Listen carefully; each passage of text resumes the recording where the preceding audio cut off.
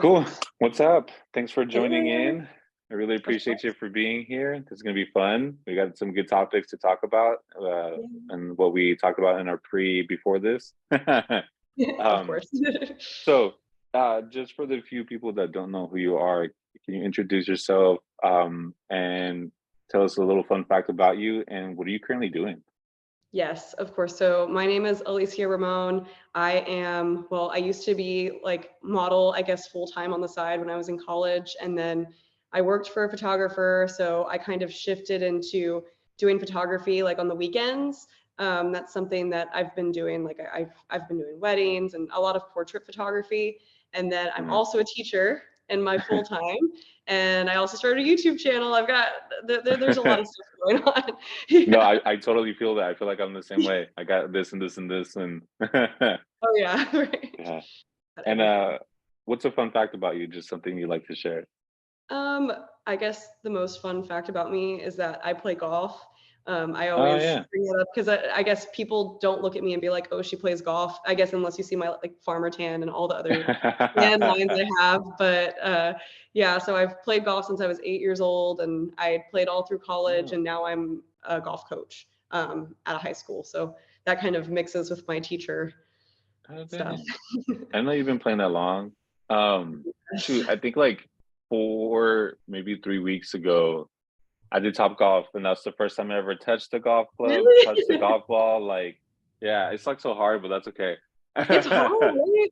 Yeah, and then like even though I got the big one, what's it called? That big The the driver. driver? I Uh-huh. still missed that little ball. Like I'm like, I don't know how the hell. I blame it on my height because I Yeah, sometimes almost like, you know what I you're just, mean? like, missing the ball. It's totally because of your height in those clubs. Those clubs are for, like, 6 feet tall and shorter.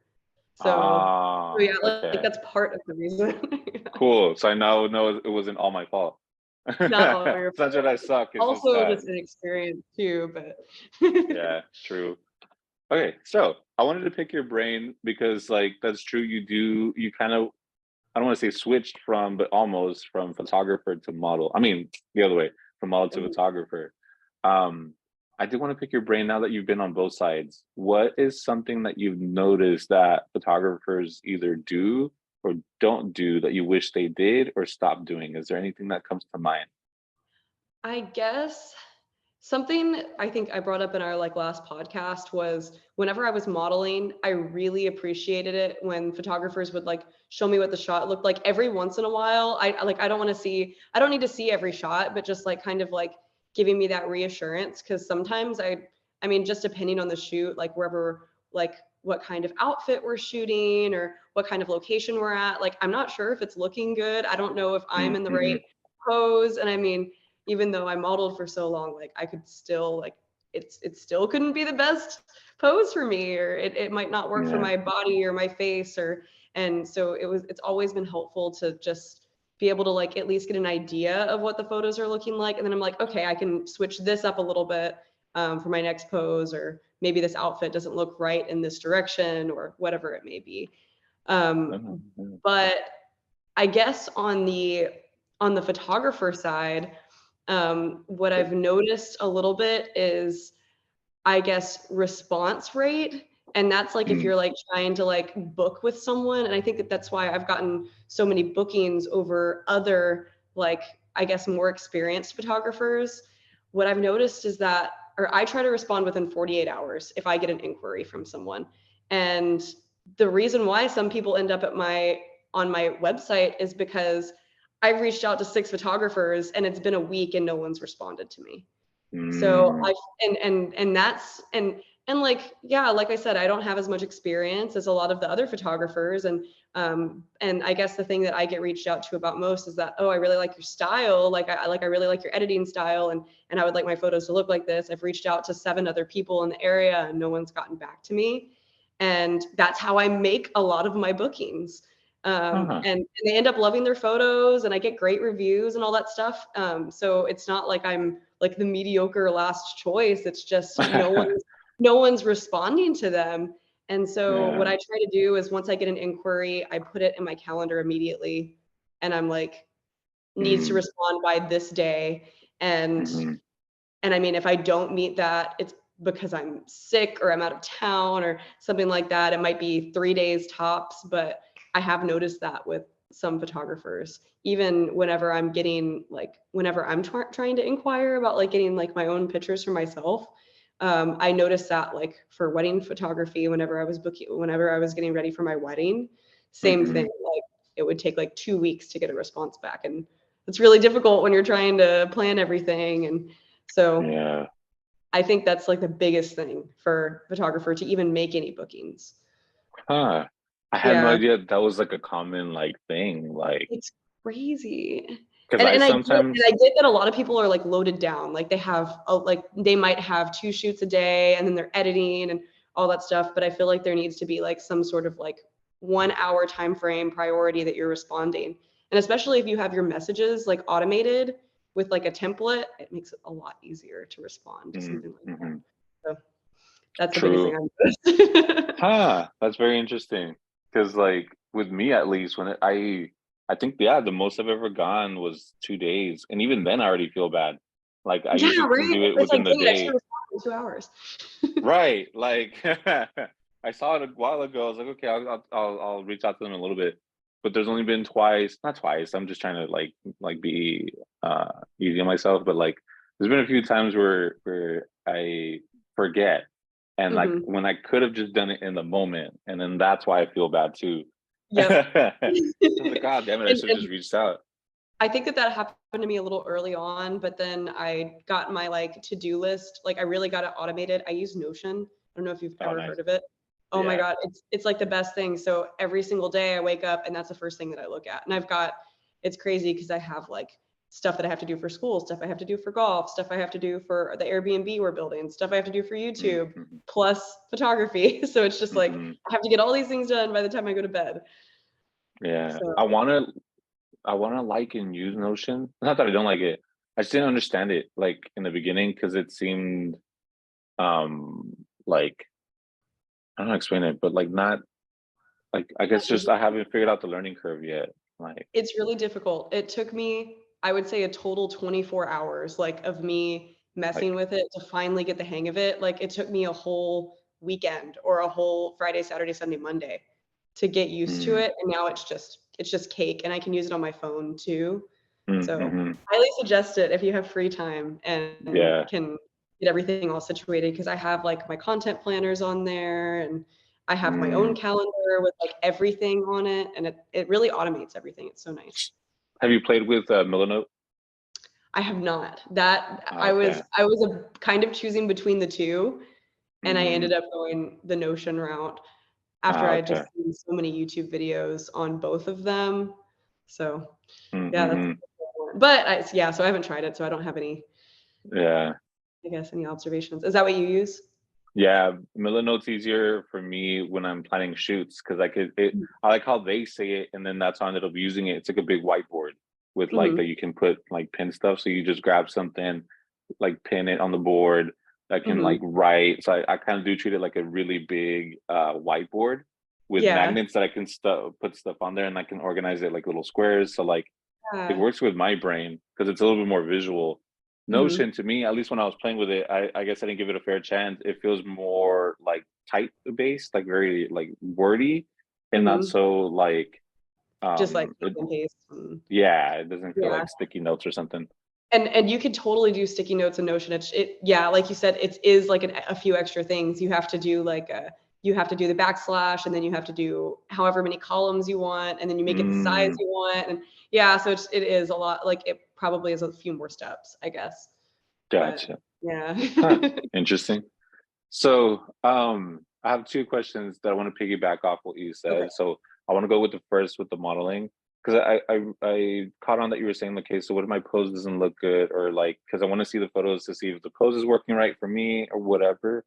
I'm thinking for the newer models.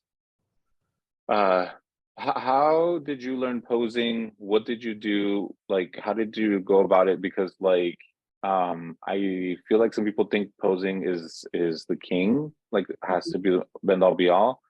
But Mhm. to me, and at least with like how I've experienced and like worked with you, I think it's both a combination of posing, but more so your facial expression. Fair. Yeah, I agree.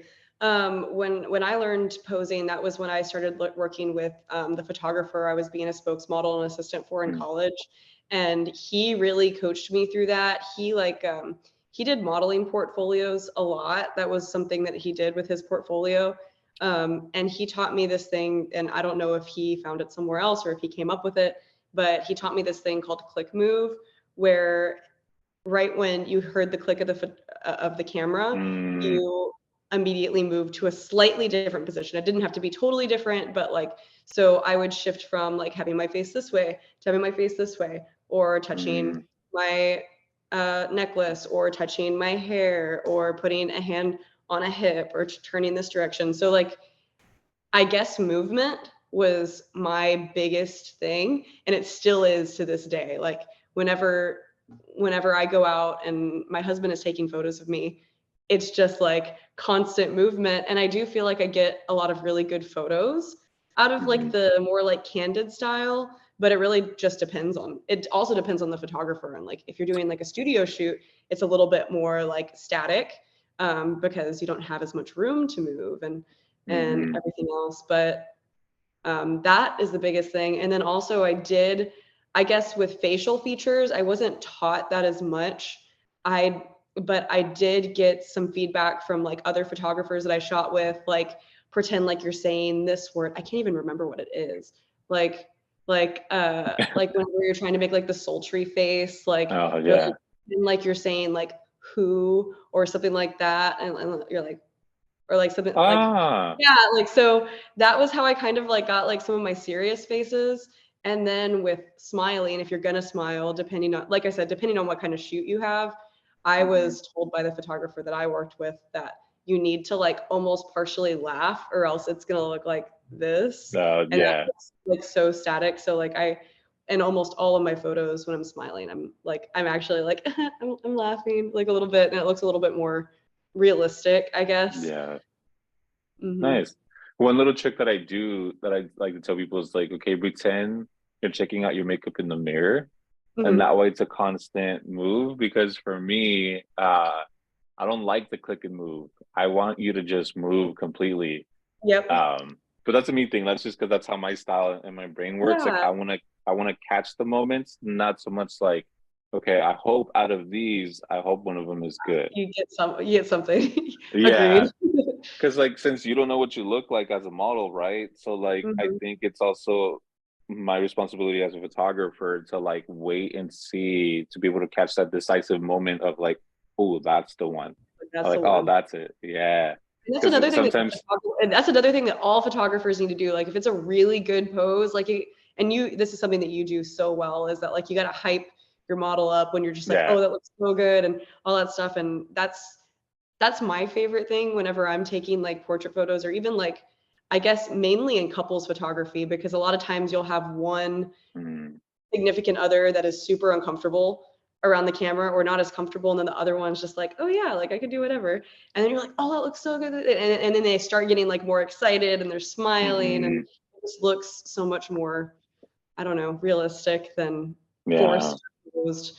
Yeah. True. Then like the Pinterest, everybody like holding an arm and Yes. And I think I brought this up in our podcast, but the podcast was like what, like 3 or 4 years ago? That was so long ago.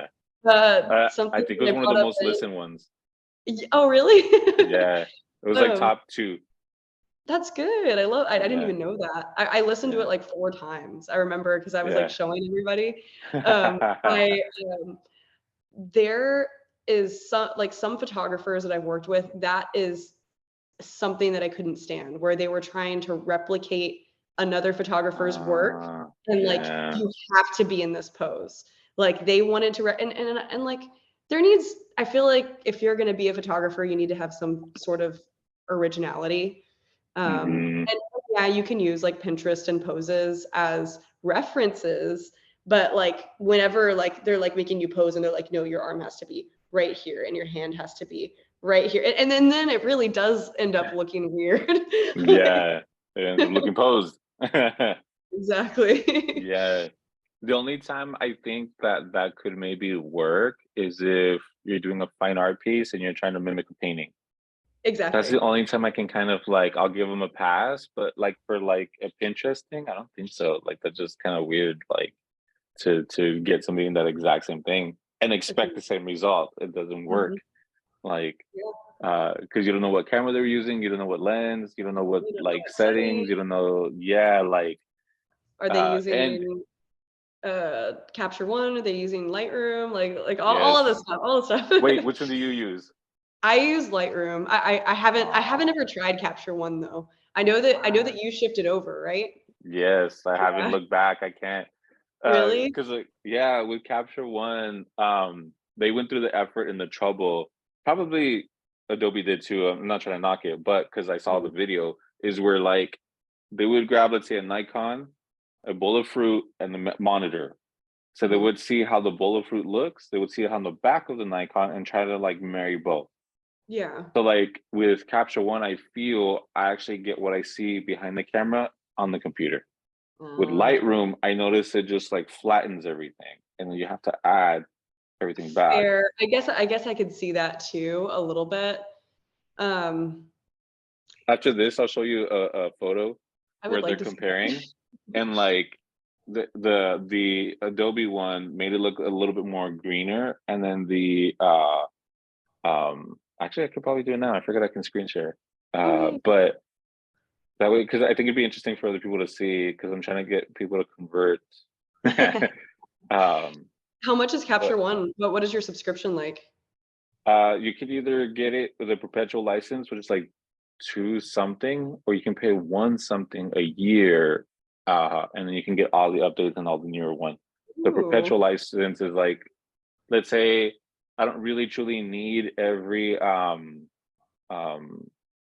like new bells and whistles or whatever. Mhm. But then I can skip generations. So let's say right now it's on. I think right now they're on 2023.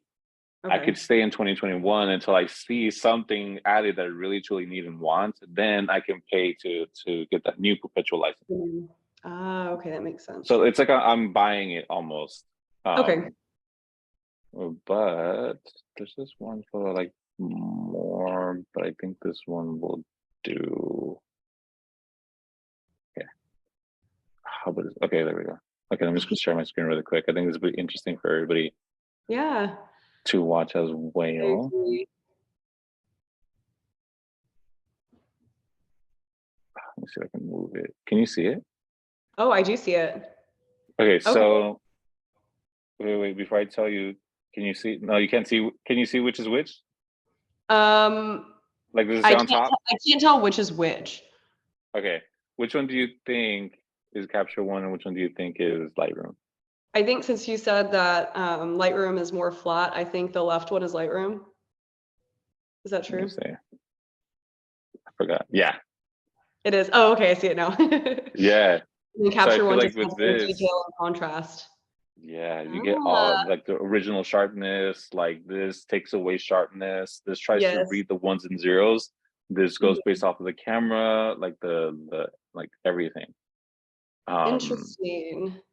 and that's why I love Capture One more, especially with like skin tones and stuff. Mhm. Um, I can tell that the sharpness is different.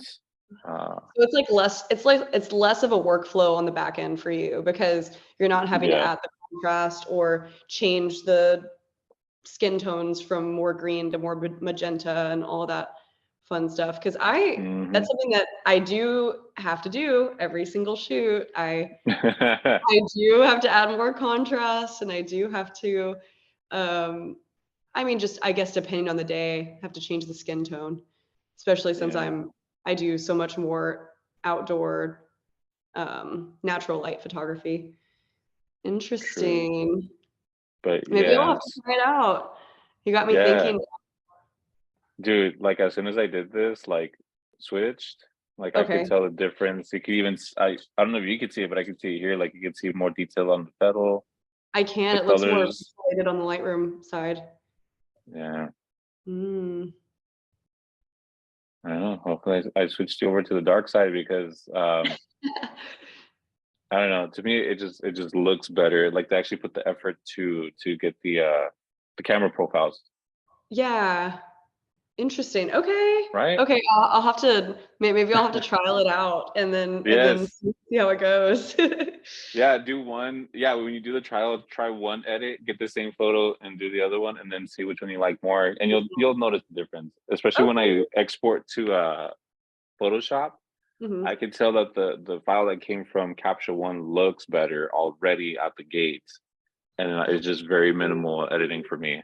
Okay. Maybe Which maybe I'll be switching over. yes, I've had Lightroom since, God, I've had it for almost 10 years. oh god, yeah, I had it for a long time too. So I can't be talking shit, but like, Yeah, right. um, as soon as I switched, I'm like, okay, now I see why it's the industry standard. Like, I get Okay. it. I I Okay. I drank the tea. um, Right. so one more question that I had when you were talking about switching over to photo and like getting more inquiries and stuff. How much of that? Because I always try to think about the newer people also. How much of hold on, let me think of the question better. Okay, so let me tell you why I'm trying to ask this question. Okay. When you said that, like, oh, people like my style, and then you're like, but I responded faster, and then you even said like you kind of feel like you haven't had enough time as others, but you're still getting more booking than others. What Hmm. sparked that? What sparked in my head when I heard that, and what I try to preach, and that like you made a perfect example without even realizing it. Um, a lot of the times the pictures, the way they look and the final result kind of doesn't matter in the Hmm. sense of the grand scheme of business. It's everything to me, it's everything but the photo. Hmm. What can you offer slash do aside from the photo with your business to attract people, right? Because Yeah. people focus, oh, I need to have the best photos and you have the best camera, the best whatever, but then like sure you got your technical, your hard skills down, Hmm. and me, in my opinion, and in my experience, and then maybe you know or haven't noticed it yet, your soft skills is what actually drives you more. Because at that point, is like if it was just literally photos only and you're just shooting and burning, you're not going to last very long. But Agreed. if you're trying to create an experience, trying to create like, okay, customer service, again, almost everything but the photo, Hmm. I feel people would be a little bit more successful. So I couldn't think of a question I couldn't think of how to put that in the question form. Do you feel like that's true? Have you noticed that with you, or did you not even notice until I pointed it out? It's 100% true. Yeah, It's really how you make your connections. You need to be able to communicate effectively and kindly with people, yeah, and that's like, I mean, like whenever I get a photography inquiry, and this is how this is how I text in general or respond to most emails unless it's like really formal business email, is like, oh my god, hey, congratulations on your engagement, I'm so excited for y'all, and all this stuff, and like, and that's kind of how all of my stuff ends up like responding as, like it's like mm-hmm. really happy, really bubbly, but that is how I am. That's Like, you. I Yeah. mean, you know me, like I smile way too much, probably all the time. It's not even just because I'm happy. It's just because that's how I am. I'm just like more of like a happy, upbeat person.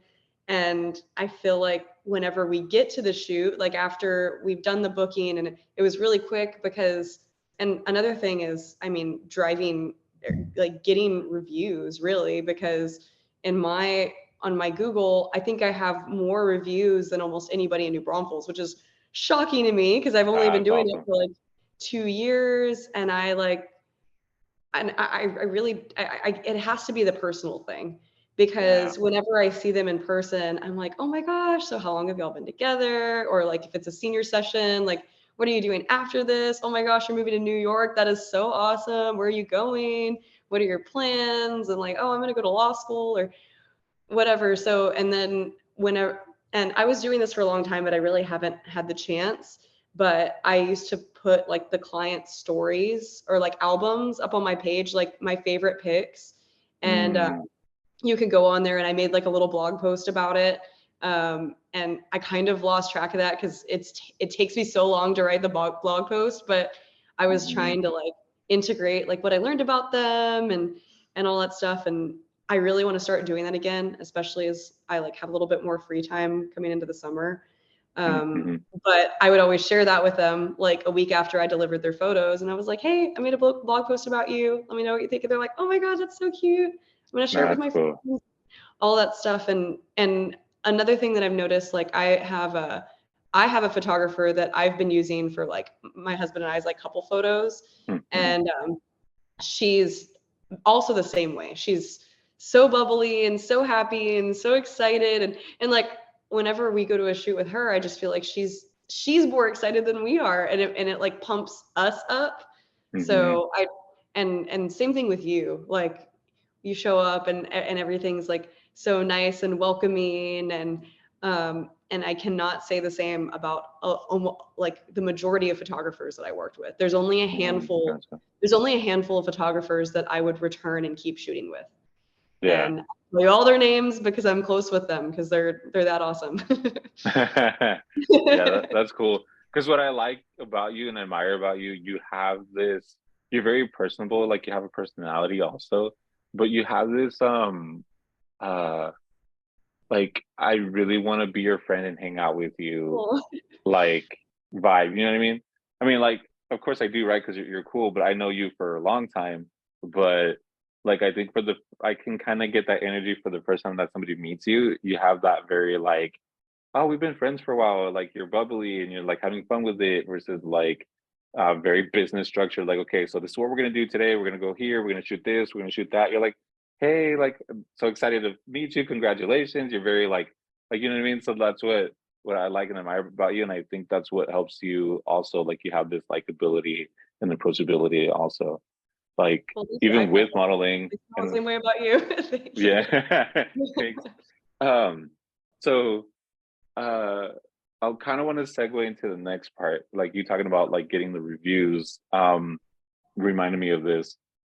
Mhm. So like with that, I'm trying to think of a better way to phrase it. Um, because when I first met you, it was through Instagram, and you were like building it up, and like it was growing pretty quickly. I almost think you weren't gonna work with me because I remember when I first met you, I was at a lower follower count, and like she's probably not gonna say no. She's probably gonna say no, but I still like reached out because I saw that you were building it up. So I'm also selfishly asking this for me too. How did you Mhm. do that? Like, Tell how me did I your respond to ways. you? Well, No, my bad. The how did you build your how did I social build media? it? Well, Yeah. I do want to branch off and tell you why. Okay. Your work is beautiful. Oh, Like thank it, you. and so like I mean, whenever I saw that you messaged me, that the first thing I do is I go to the photographer's page, and Okay, yeah. I mean, I would like to work with someone who has a high quality product to boost me up, to boost them up. That way, Mm-hmm. it's a fair trade and all that stuff. And your stuff was great, and you also had one of the most kind reach outs of anyone Mm-hmm. ever. So, and I mean, it just kind of goes down to the communication thing. But True. I guess like going into building my Instagram, I really just kind of focused on um, hashtags, really, because Okay. it's crazy because when I started modeling, I had just gotten my Instagram page.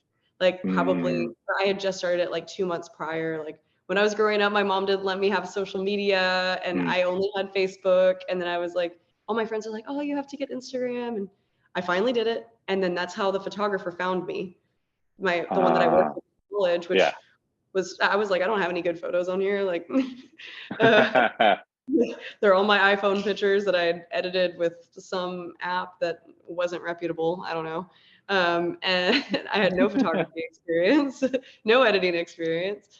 And I just kind of, I don't know, I really just used hashtags to start off with. I tried to, and that's what my photographer suggested. And I think the max at that point was 30 hashtags Mm, whenever I first started. So he suggested to me always use 29 because if you start using 30 too much, the algorithm will like throw it off and it won't even throw out the hashtags out there anymore. So I was doing 28, 29 hashtags, and I really think that I just showed up on people's like discover page or like their mm, like mhm. for you feed really. And that's kind of what drove me that direction. And I would put like Texas model, San Antonio model, like all of this fun stuff. And I think that me and the photographers that I worked with seemed to get a lot of, I don't know, acknowledgement from those, which Yeah. was interesting to me because I mean, I didn't feel like I didn't feel like I was the best looking girl. I didn't feel like I was the best out there or anything. So it was just kind of like a post and hope kind of thing. Yeah. So I wouldn't even say that I had much of like an idea of what to do, but I was also posting probably twice or maybe at least 3 times a week too. I was consistent. Okay. And something else that I would do was I was active on Instagram. So I would scroll through and I would like people's photos that I did like and all that stuff. So it showed that I was still active. And I think the algorithm worked a little bit different back then too. So I'm Hmm. not even quite sure how well that would work today. Now, Um, yeah, that's true. yeah. Because from Hold what on. I've Give learned, me a second. I have to plug in my laptop. It's about to die. oh yeah, yeah, yeah. Okay, sorry. Sorry. No, you're good. That was my fault. No, you're I was fine. gonna plug it in and then I forgot. So while you're doing that, Yes. I was trying to sneakily, I don't know how, I probably made it obvious. I was trying not to look through our conversations on Instagram because we don't talk on there much anymore. We usually text. Yes. I found the first time I reached out to you. It was on May 10th, 2018. Because I was very curious of how what I said. And then I said thank you for the follow and the Insta love. I'm a huge fan. You have amazing work. Don't stop, keep being awesome. And then that's when you said, thank you, your page is absolutely gorgeous. I'm like, thank you, that means a lot. And I'm like, we should shoot together sometime, just saying in the little. That's crazy. I found it all the way back to, oh shoot, Oh my it's not gonna do it. Hold on. Will it do it? Maybe.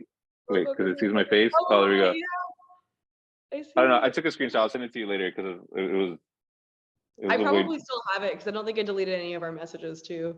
I probably have it like No. way back. But that's crazy. But Yeah. no, like I said, that was like it was so kind, it was so uplifting and all that stuff. And typically I would get stuff like let's shoot or Oh, when are you free to shoot? Or I don't know. And then like I would go look at their page and they didn't like and I mean, I'm all for like trying to help like a new photographer and all that stuff, but like it's about the communications. It really is. yeah. And like there's a much higher likelihood of me responding to someone like you than someone who says, "You're hot, let's shoot." Right. Like Oh my God. really? ha- Has it ever happened that you're Yes, hot? it happened What? numerous times, and I never shot with any of those people, obviously. Right. Yeah. That's Yeah. interesting. Because I'm thinking like, I wonder what they're thinking or how many times has it worked? And then if it did, I'm just thinking out loud now. If it did, it probably was models who were newer, who really just wanted to do something. It Hmm. probably worked with that. Um, Exactly. that's crazy. Like, because I guess I hear those things and I don't want to think it's true, but like it just is. Like, could really people be? Can people really be that? Maybe like Dane or that big headed or that like I hate to say shitty. That's not the right word, but like I guess so. Screw it. Where they No, think it's they just true. And even in some of the model photographer groups that I was in previously, like I would go to like a big group shoot and I would have stuff like that, like stuff that I had never come across before. Like I would have photographers that would be like, "Oh my God, that's so sexy," or "Oh my God," and like it just mm, and like I get it, like we're in swimsuits or we're in like this cute outfit or whatever, but at the same time, like there's that level of professionalism that doesn't need to be breached. right. And I mean most of the girls that I shot with, like they're in relationships that I'm sure that they kind of like want some sort of respect at least. Yeah, So and that's just something that kind of turned me away from that specific group. I won't name who it is, yeah, but it was just kind of like I had a few and it sucks because there were some great photographers there too, some hmm, really nice ones. But the fact that I knew that some of the photographers were part of that group made me not want to associate with that group anymore, even though I yeah, really liked some of the people that I shot with, which really sucked. Like I wish that I could shoot yeah. with people by themselves. Yeah. I feel I'm gonna go a little left field a little bit. Okay. I feel there's people that so I the only reason why I'm mentioning it, I'm going to talk about it in relationship, but it seems like like you made me think about how it's also transferring over to like professional as far as like photographer model. What I've Hmm. noticed in relationship things, like people who are insecure on the guy's side, if they're insecure, they try to overcompensate it with their power and their money and their status. Women who Hmm. are insecure about themselves and what they have to bring or offer, whatever, can sometimes overcompensate it with their looks and their body. Yep. So then you have the people who are focused on like the money trying to attract those people, and then you have these people that are trying to attract these people, and it's just too uh um self-conscious or not, what did I say? Yeah, that are not confident in themselves, attracting each Hmm. other.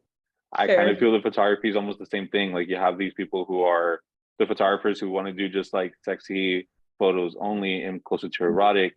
Then you have the Yep. models that like maybe don't feel are banking a little too much on their looks. And then those are the ones that are trying to attract each other and find each other. Hmm. And I've noticed like the ones who are actually about their craft, both sides, usually tend to kind of like fall in line. Because like the ones that fall for the you're hot, then they believe it and like, oh, I like this feeling. There's guys telling me that I feel like I'm hot. Hmm. Let me do that. Or vice versa. Oh my God, I got a girl that's hot that's talking to me or that's like letting me see her in provocative things and sometimes even nude. I want more of this. So Hmm. like I can see how it can kind of fall into that and it kind of like weeds itself out.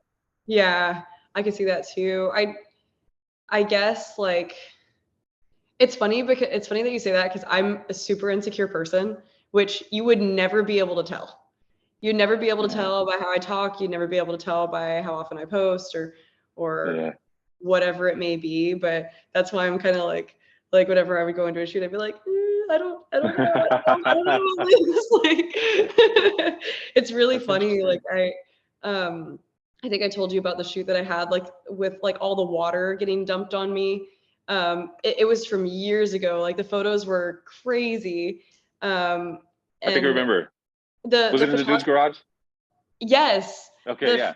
the photographer who took my photos, um, an awesome guy. Yeah, he had the studio in his garage, and his wife was the one throwing the water on me. And they're so nice and so welcoming, and like I was able to be like in a swimsuit or whatever, and that was the most confident I ever felt without getting called hot, which was which Yeah. was great. Like it was, and they were so nice and like, oh, I have an example. I have it in my archive.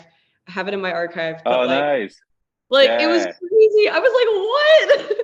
And then when I got the photos, I was like, what? Like, Like who's this? that's not me. Dude, that's But awesome. yeah.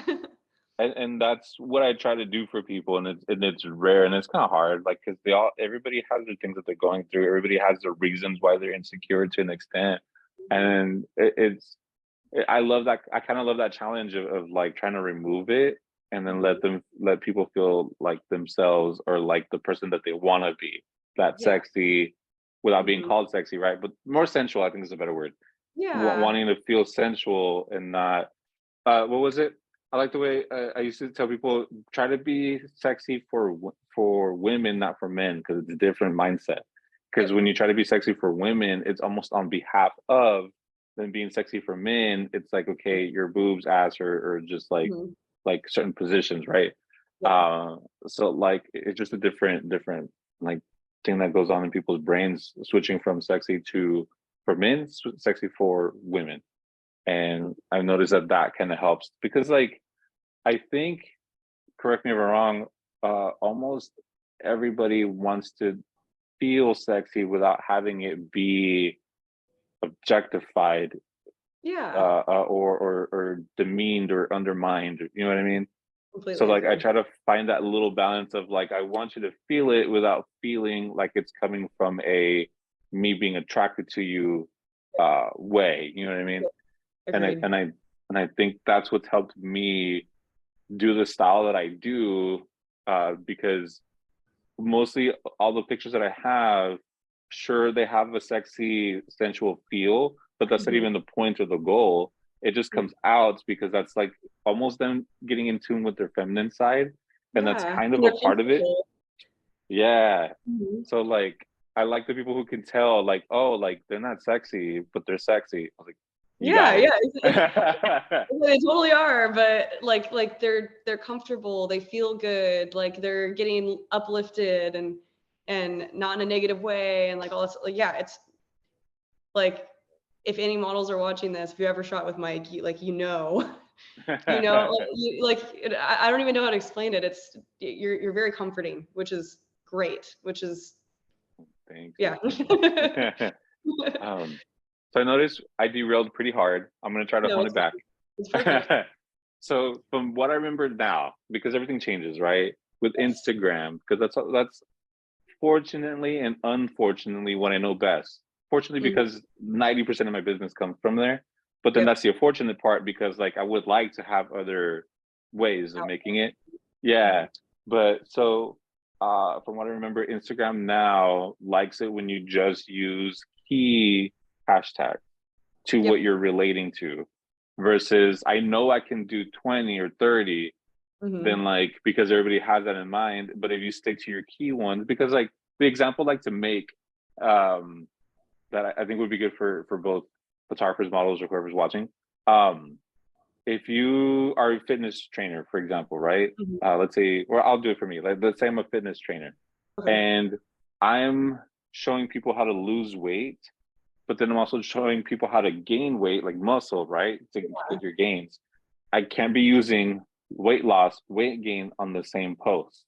Yep. Because if I teach, let's say I teach something about weight loss, but then somebody's looking how to gain weight, but then like they see my post that it's weight loss, they're like, well, I tapped Well, on weight gain, not weight loss. So then it's a turn off. So mhm. like some people just use hashtags for the sake of it, and some things Mhm. don't even like correlate to it. Relate. Yeah.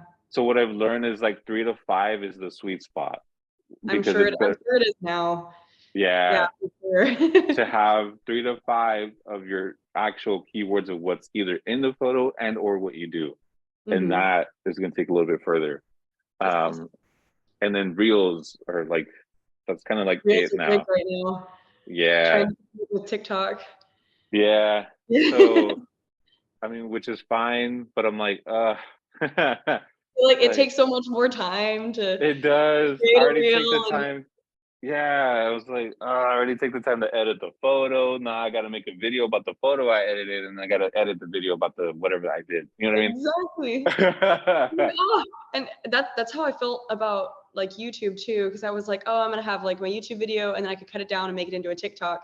It's so funny because, like, it takes me so long to edit my YouTube video, and then it's like, I almost feel like it takes longer to edit, like, a TikTok or a reel because I'm trying to condense 30 minutes into 30 seconds, and I'm like, "What is happening?"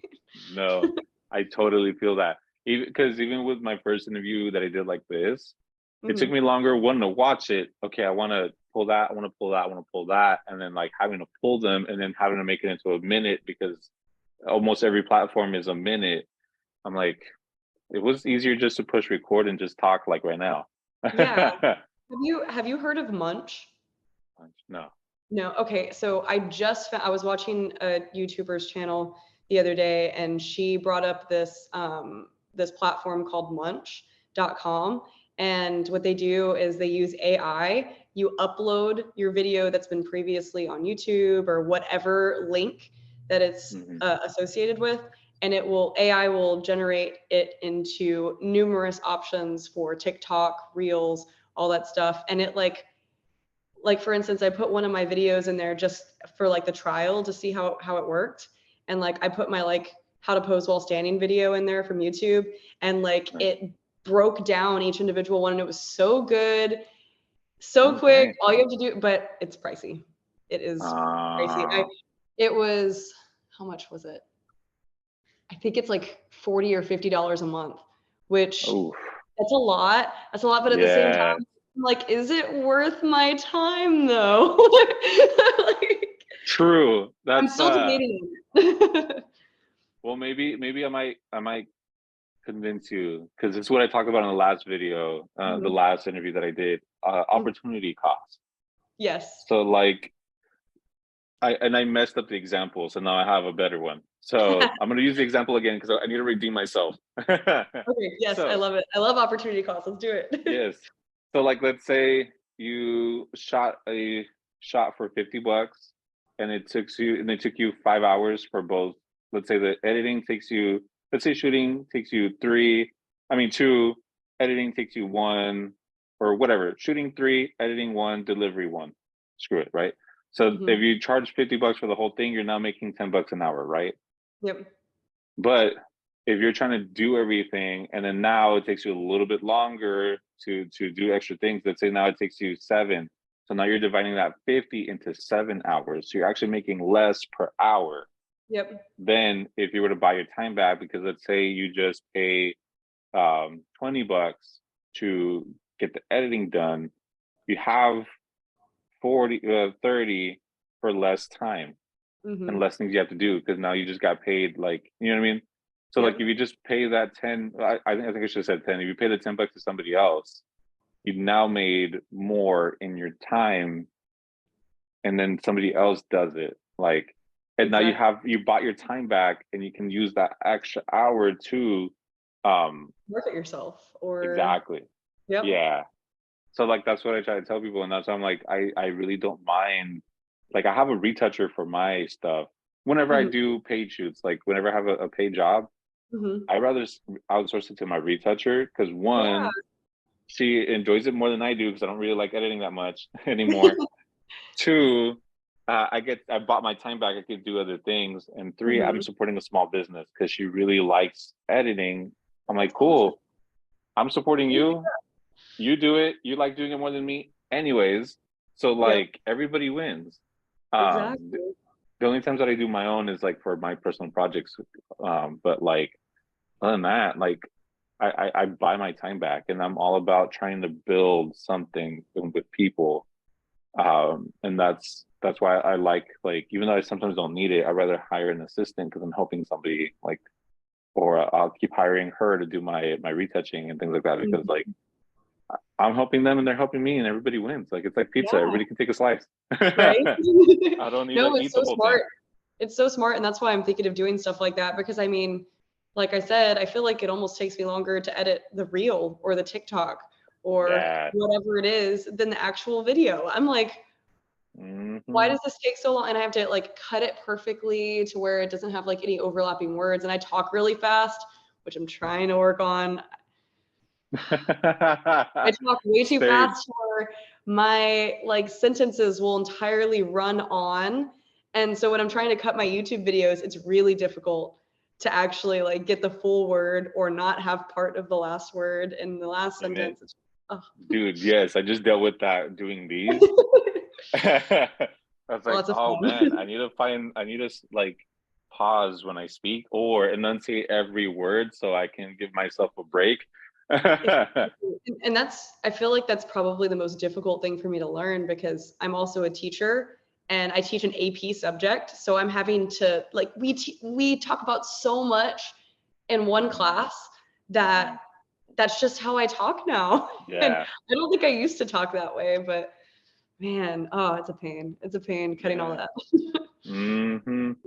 So what made you get started? What was that defining moment? Like, you know what? I want to do the YouTube channel. Like, if you can give me kind of like the backstory, because like again, I'm always thinking about the beginner. Yes. What what did you wish you knew when you first started? And like what do you think?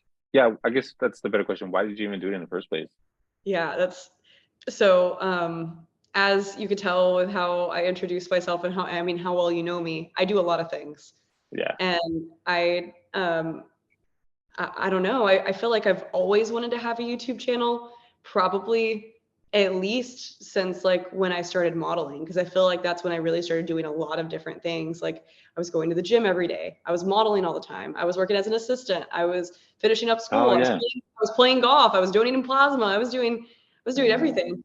And I was saving up money and then I got into photography and then I'm a teacher and then my husband and I are building an Airbnb property. It's like I felt like I had so much going on and I kind of felt like Something that my friends always say is that I'm a woman of all talents, they always say, which is really sweet, and it makes me feel really good. But I'm like, I do so many things that I'd like to share them. And I've been wanting to do that for, I would at least say 3 to 5 years, that I've been wanting to make a YouTube channel. And what happened actually was I started reading this book that I had been wanting to read forever, Atomic Habits. I don't know if you've ever read it. Yes. Oh my God. So I started reading that and I was just like, why am I sitting here like just saying like, oh, I want to start a YouTube channel for like 3 to 5 years. I need to like, if I'm going to move anywhere close to that, I actually have to do it. So Yeah, and just that's start. when, yeah. And I just I started reading that book, and probably halfway into the book, I was like, that's it. I'm starting my YouTube channel. I set up my yearly goals at the beginning of January, and I was like, these are all the things I want to do. And that was the top one. And I released my first video at the end of January, and I haven't missed a week yet. I've been cutting it. I cut it close on a few of them. I did. Yeah. And that's because I had a few of them planned, and then I had some things happen that didn't allow me to post those that week because I hadn't shared stuff with people yet. So I wanted to like Mhm. hold off on those specific videos. So I had to like crunch time record on Saturday and then edit all Sunday morning. And then I was like, okay, I'm releasing my video on Sunday still. I haven't missed a deadline. Dude, that's awesome. Yeah. If you have time, I don't know if you heard of it, look into the book, Real Artists Don't Starve. Okay. Because like I think my order, like I'm grateful that I picked up the right book at the right time where I need them in my life. The Mm-hmm. one that got me started with everything is Mindset by Carol Dweck. It's Okay. such a simple concept, but I love the way she puts it. She used real world concepts. Mm-hmm. Just a quick summary of it. It's like you have a growth mindset and a fixed mindset. Mm-hmm. And it's not that you are either or, you just have either or in certain situations and things. Yeah. So like she talks about it as far as like coaching, parenting, business, relationships. So like this can work with both. So the Mm-hmm. idea behind it is that you like let's say a quick example of a fixed mindset, that once you, let's say, I guess an example for me, when I first started, like even before I started photography, I was doing like graphic design, Mm-hmm. and I got really discouraged because we had a class where like we had to draw something, like, okay, draw a symbol of whatever. So then I would draw it, like, okay, everybody post it on the wall. We're gonna critique each other's drawings. I'm like, mine sucked completely compared to everybody else because I'm What? not a drawer. I just figured Mm-hmm. myself as I can get away with it just on the computer only. Mm-hmm. And that made me feel, you know what, this isn't for me. Like I can't do this. Like I'm not. It's not for me. Versus that's the fixed mindset. I'm fixed on the idea that this is not for me just because I couldn't do that one thing. The Yep. growth mindset is, you know what, I suck at drawing for now. I'm gonna get good like later. Like I'm not good yet. You know what I Yeah. mean? So like thankfully because of that, I took a drawing class. So I Mm-hmm. can get rid of that excuse or that Yeah. barrier. In philosophy, there's like this saying, I can't remember who, I wish I could because I've been learning about different people all at once. The obstacle is the way. So like Mm-hmm. whatever's in your way is actually kind of meant to be there to help you get to where you're supposed to go. Yep. So like so learning how to draw, I learned a couple of things. I'm like, okay, cool. Now I feel like I could design a little bit better because I learned the basics of making a cube, making a sphere, a cone, or whatever. Um, that's a really long-winded thing, but like, yeah, the growth No, mindset yeah. versus the fixed mindset. So then I read Real Artists Don't Starve. It's similar, but it's more so on along the lines of like, whatever you want to be, believe it and see it. So like, the example that he used was like, if you wanted to be healthy, and if you see that there's an elevator or stairs, do you think the healthy person would choose the stairs or the elevator? Do you think the healthy person would choose the salad or the burger? Like Yep. putting yourself in that mindset of like becoming that thing, and then it will like kind of And transcend. then you will become Yeah. eventually. And then Yeah. I read Atomic Habits. So And then I atomic was like, habits kind of like stems off of that in certain areas too. so it was like cool. I picked up the right books in the right order, the right way, That's because then that awesome. taught me the little steps compound into the larger thing. And Mm-hmm. like, hence, that's why this is birth. Like, Yep. I had a feeling like nobody was going to show, which is okay, how I said earlier, but it's going to compound the more I put into it because it's that curve, right? Mm-hmm. I think that's the book where it talks about that, where Yeah. everybody thinks that the success or whatever is It's a linear, straight line, but it's but it's actually a curve and people drop mhm. right when it's about to. Yep. Exactly. um, And that's another thing that I noticed on YouTube. Like, I mean, when I was about to get started, I was watching like videos on like how YouTubers got started and all that stuff. And they were like, there was this one girl, she said I had been posting for 3 years every week. The most amount of views I got were like 57 on all my videos. She was like, I was feeling really discouraged. I was looking at my, I was looking at my analytics, and everything was downward and decreasing, and I was like losing some of the subscribers that I had gained and all that stuff. And she's like, the thing is that I kept making them, and if I would have stopped, she's like, I wouldn't have got the following that I did, because like 2 weeks later, after she was super discouraged, she posted a video that ended up getting like 500,000 views.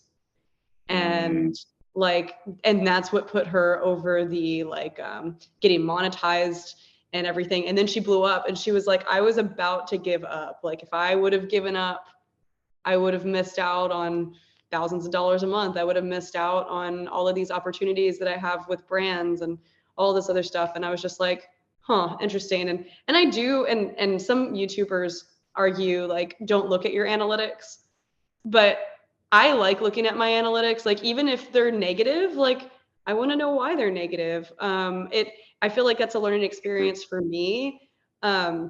Like, for instance, like certain videos do better than other videos, and I know which ones do better, and I know which ones aren't going to do as well, even when I post them. And that's something that I've been doing on Notion with my content planner. Like, I'll have them all listed, and I rate them myself. I have 5 stars, and I'll rate it 1, 2, 3, 4, 5. And I've been right every single time with which ones are going to perform the best, because they're Hmm. the ones that I gave 4 stars to. I've never given myself 5 stars. I don't deserve that yet. Maybe in a year or two. Yeah. That's, I don't know. Just, you gotta, if you want to do something, you have to set your mind to it, and you have to dedicate yourself to it, whether or not I guess, the fruits of your labor are appear immediately, or Or yeah, not, but yeah. So exactly. I have this little, I don't know if it'll work because of the Oh, trying to find my face. I can see So it. it's a more Pati, and then the back. I don't know if you can read it, but I'll read it. It says, not merely not merely to bear what is necessary, but to love it.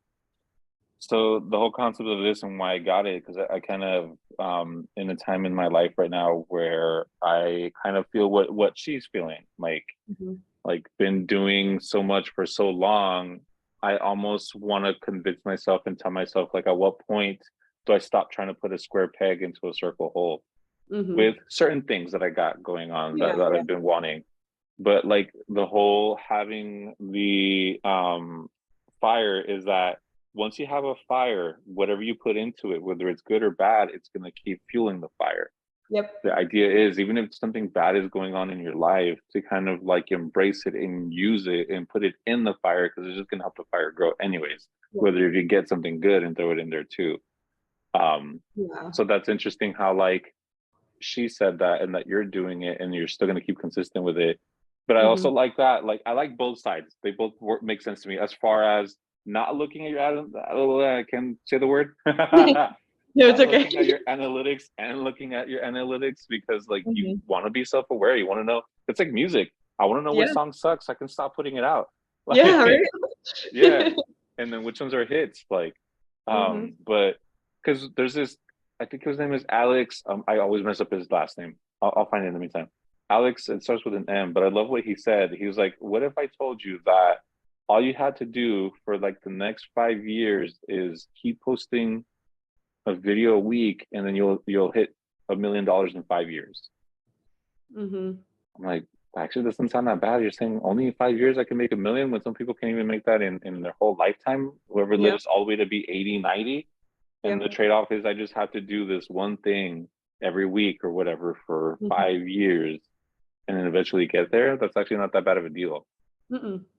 So like that's why I feel what she was saying when you were talking about that, like he came to mind really quick. Like, yeah, it's just the more you do it, just keep doing it consistently. Yep. And like, cause it's almost like I can't think of a good like real world thing, but like I imagine like a whole bunch of things going together. Everybody's starting the YouTube channel, but people fall off, Yep. others fall off, and then only the ones that keep on going actually make it to the Or top. actually hit the curve. Yeah. So Yeah. it's very interesting. Yep. Um, but so I have a question. So you were saying earlier that you actually are a insecure person deep down inside. Mhm. How do you overcome it or deal with it when you're making your videos? I think that it all stems from modeling, really. And this is something that I actually had dinner with my dad the other day, and he's like, I love watching your YouTube videos. You can tell you're so comfortable in front of the camera. And I really think that it does just stem from me modeling for so long, but also the fact that whenever I'm recording myself on YouTube, I'm not thinking that I'm talking to hundreds or thousands of people. Mm, I literally just put myself in the mindset of I'm in the room by myself and I'm talking to like my husband or I'm talking to my best friend or something like that. And I'm talking, and typically in all my videos, I'm talking about something that I'm passionate about. So I really like talking about those things, like stuff that I like. I love what I teach at school, but stuff that I like really wish that I could teach is what I have on YouTube. Like, I have like 2 finance videos that I put out, and I right. love talking about money. I love talking about managing money and stuff like that. I wish I could teach a finance class. So I was that's gonna say, just, can we do another one of these on finance only? Maybe of like next month. course. I think that'd be Yes. fun. Yeah. Yes, that'd be great. I love that. I love finances, and that's actually something that I put down for potentially teaching as like an advisory class at my school next year is finance and like how to Yeah. manage your money and stuff like that. So I I feel like it's just because I'm talking about stuff that I actually love. Yeah. It's stuff that I'm passionate about, and I think that it would be a little bit more difficult for some other people to get in front of the camera. It also helps that I'm a teacher and I stand in front of 30 plus kids a day that are Yeah. just dead staring at you, like, so I think that that kind of helped me get rid of my stage fright. But I used to have horrible stage fright. Like when I was in high school, I was in choir and I loved choir. I'm a good singer. I am a really good singer. But right when I went up to do auditions for like my own individual solos, I'd start crying immediately. Oh, yeah. Um, and I couldn't sing when I started crying.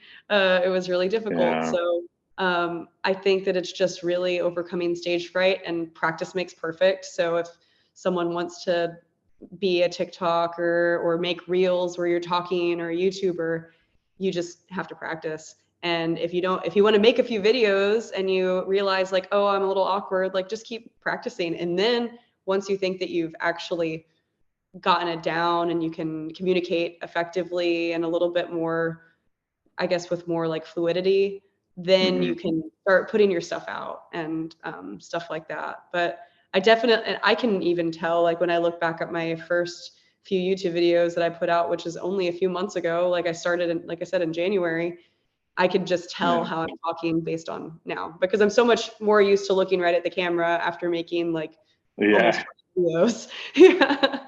I had to make a whole bunch of burner videos, meaning like, hey, what's up? No, it's stupid. Hey, what's up? And then like doing Exactly. it so much that Mhm. like I already knew I was gonna delete it. Like I'm just gonna try my best. I'm gonna delete this one, so it's gonna be okay if I fail. Like it was like I had to like psych myself out that way. So now I could do like videos and like talk in front of camera and stuff like that. But Yeah. yeah, so I totally feel you on that.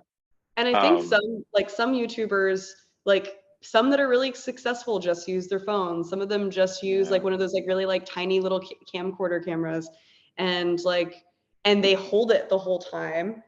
I don't hmm, think that I would be good at that because I hate yeah, taking selfies.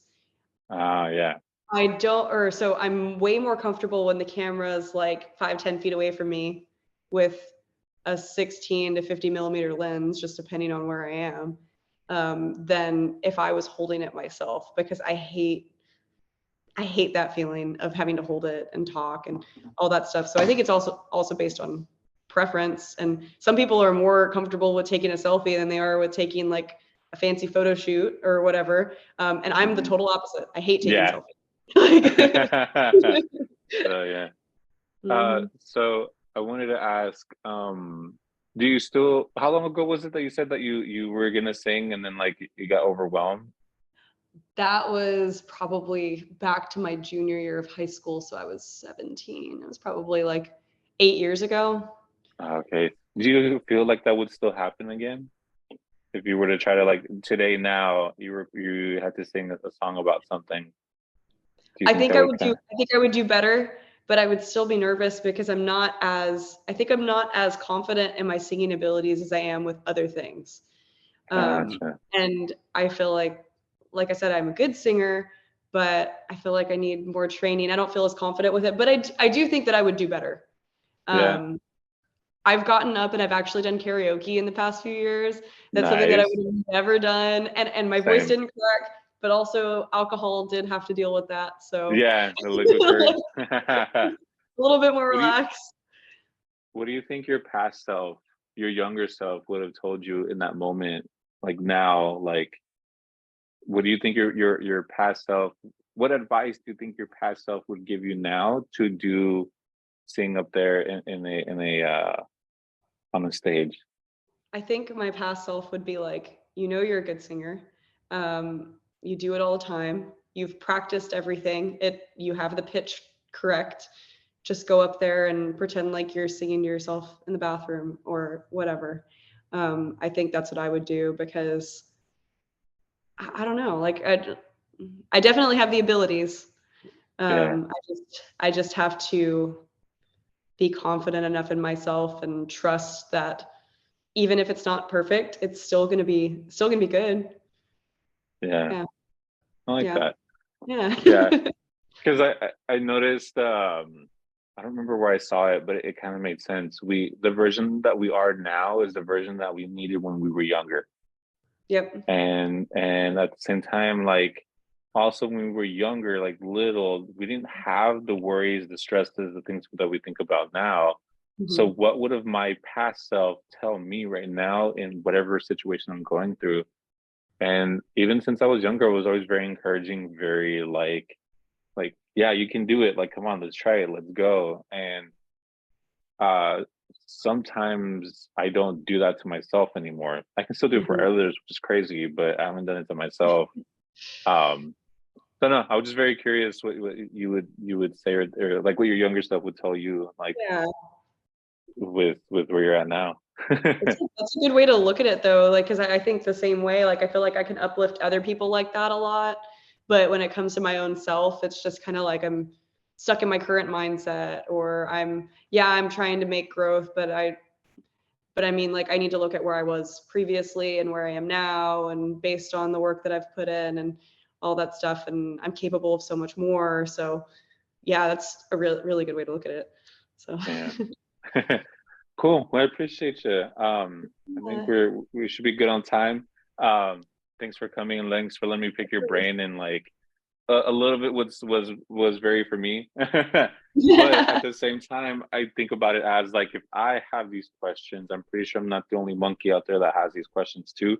So like I'm pretty sure this is going to be very beneficial for a lot of people, and I really do appreciate your time and Of everything. So thank course. you. Yeah, and thank you for Um, having me. I learned stuff too, just hopping on here. True. I'm gonna try out Uh, Capture One now. yes, please, and then let me know the second you try it, because I Yes, know you're gonna see the difference right away. I know, and then Like I'm gonna be like, "Dang it." damn it! Thanks for another bill, Mike. I gotta work this into my finance class. Just Yep. kidding. Oh, yeah. um, so where could people find you if you want people to find you, like for your photography or whatever, like in your YouTube? Yes, so honestly, the best place to find all my stuff is my Instagram still, even though it's private now. It's Alita Lee or hold on. I gotta figure out how to spell it really quick. A-L or at ALEEDLEELEE. It's a nickname my friend gave me and I never changed it. Yeah. And and if you go on there and you follow me, I have my link tree that has access to all of my stuff. It has my YouTube channel. My YouTube channel is Alicia R. Mm-hmm. And what else? My photography is Venture Photography. Mm-hmm. It should pop up as one of the first things if you live in the greater San Antonio area, Austin, New Braunfels, or at least that's what I found on all the search engines for me. But that can Yeah. also be found on my Instagram, Venture Photo. Cool. But yeah. Awesome. I appreciate you. And then Yes. we'll see you next time for the finance thing. Yes, I can't wait. Oh my gosh, I'm gonna have to prep, All right. but I'll be ready.